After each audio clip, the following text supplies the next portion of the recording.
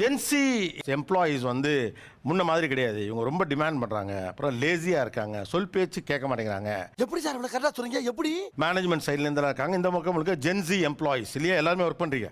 இந்த நடைமுறையெல்லாம் முன்னால இல்ல. இப்போ நான் ஒரு இன்டர்வியூக்கே போனா இதெல்லாம் கேட்பேன். என்னெல்லாம் கேட்பீங்க? சொல்றேன், மக்களுக்காக சொல்றேன். முன்னாடிலாம் அவங்க வந்து என்ன சேலரி கொடுக்குறாங்களோ அந்த அக்செப்டன்ஸோட போயிடுவோம். அதாவது என் திறமைக்கு உண்டான சம்பளம் கொடுன்னு கேட்பேன். ஆமா, கொடுக்குற சம்பளத்தை வாங்கிக்க வாங்கிக்க மாட்டேன். மாட்டோம். இது சாம்பிள் தான், இன்னும் நிறைய இருக்கு. இஃப் ஐம் நாட் குட் மூட்னா நான் வந்து லீவ் கேட்பேன், ஆஸ் பண்ணுவேன். அது நோ ரீசன்ஸ். நான் வந்து மெயில் போகிறதே வந்து I'm not good mood, so I can able to work. நீ என்ன அவ்வளோ பெரிய அப்பாட்டாக்கிறா?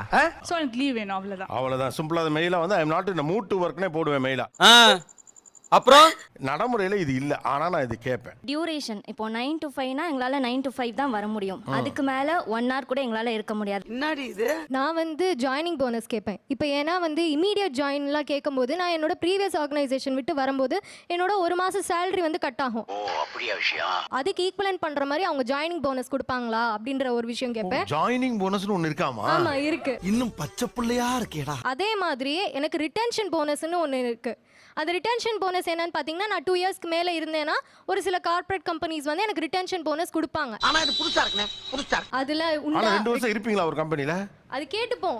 இருக்குன்னா அப்ப நம்ம சரி ஓகே அப்படின்னு இருந்துப்போம். ஓகே, போனஸ் இருக்கலாம், ஒரு 2 வருஷம் இருக்கலாம். இந்த பொண்ணு ரொம்ப தெளிவா இருக்கும் போல இருக்கே. நான் ஃப்ளெக்சிபிள் ஒர்க் டைம் கேட்பேன் சார். ஃப்ளெக்சிபிள் ஒர்க் டைம்னா நான் வந்துட்டு 10 to 7 ஒர்க் அப்படின்னா நான் 9 to 8 அந்த மாதிரி ஒர்க் பண்ணிக்கலாம். அது எப்படா முடியும்? ஸோ நான் எப்போ வேணாலும் வரலாம். அந்த 8 hours வந்துட்டு நான் கம்ப்ளீட் பண்ணிட்டு ஃபன் ஃப்ரைடே இருக்குமா, இல்லை மந்த்லி ஒன்ஸ் வெக்கேஷன் எங்கே கூப்பிட்டு போவீங்களா, இல்லை டான்ஸ் ப்ரோக்ராம் இல்லை ஃபங்க்ஷன்ஸ் இந்த மாதிரி செலிப்ரேஷன் பண்ணுவீங்களா? அப்படிங்களா? ரொம்ப சந்தோஷம். ஐ வாண்ட் டு பார்ட்டிசிபேட், எனக்கு கொஞ்சம் ஃபன்னாக இருக்கணும், நான் என்ஜாய் பண்ணணும். ஸோ இந்த மாதிரி ஏதாச்சும் பண்ணுவாங்களா அப்படின்ட்டு நான் ஷோராகவே எக்ஸ்பெக்ட் பண்ணுவேன் சார். தெளிவான ஆளியா நீ. இப்போ ஒரு நல்ல சேலரி கொடுக்குறாங்க. ஆனா அந்த vacation, dance programme, fun Friday எல்லாம் கிடையாது அப்படின்னு சொன்னாங்கன்னா கொஞ்சம் கஷ்டம் தான் சார். அது நம்மளுக்கு ஒத்து வராதுங்க. வாரம் ஃபுல்லாக 5 நாள் நான் ஒர்க் பண்ணுறேன்னா சனி நேரம் ஒர்க் பண்ண மாட்டேன். வீக்கெண்டு ஏன் இஷ்டம். நீங்கள் வந்து வீக்கெண்டில் வந்துட்டு ப்ராஜெக்ட் கொஞ்சம் டிலே ஆகிடுச்சு கொஞ்சம் பண்ணுனா முடியாது.